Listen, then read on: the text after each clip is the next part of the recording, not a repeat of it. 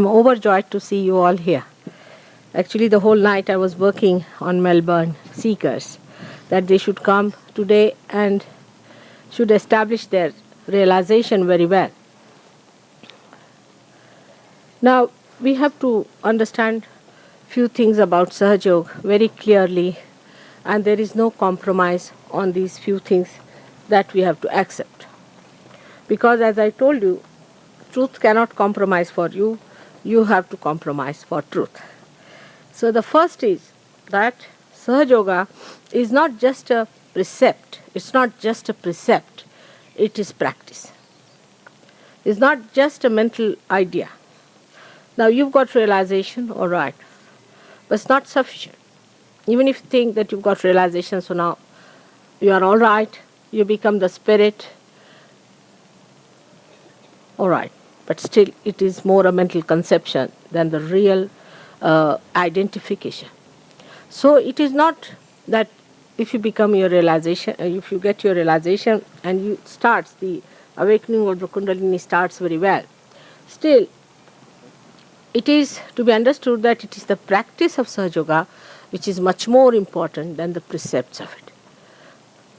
There are many people in India who can't read or write, who don't have all these mental activities as you have.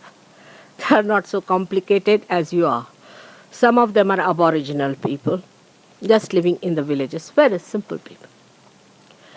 They get realization. They feel the joy much faster than the complicated ones feel. And they just start working on it. You have to work it out. This is not a compassion that speaks, talks, elaborates, and advertises, but it works. Sahaja Yoga is a thing that works, the religion that works. And this is what we must understand first of all, that it is not the talking, it is not the precept that you are a great soul. You have to become. Not that you are not, you are, but you have to be aware of it. More light has to flow into you. Definitely you must be something special to get it, no doubt. But you must allow your lamp to be cleared out, cleansed, so that more light is given. And it works wonders for people who honestly want to ascend in spirituality. As I told you before also, that it is a concept many people have, that Sahaja Yoga cures people. It's not true. It just as a byproduct, it may cure you. Just as a byproduct. So, one has to understand the blessing has come to you only because you are a seeker. You have done lots of good in your past lives and this life also. And that God has chosen you to be in His kingdom.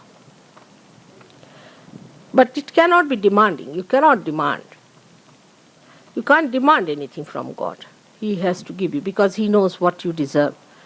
And He gives you much, much, much more than what you deserve. I mean, I've seen people who have been in Sahaja Yoga that after 1 year they start asking, Mother, what did we do to deserve all this? They just can't believe it.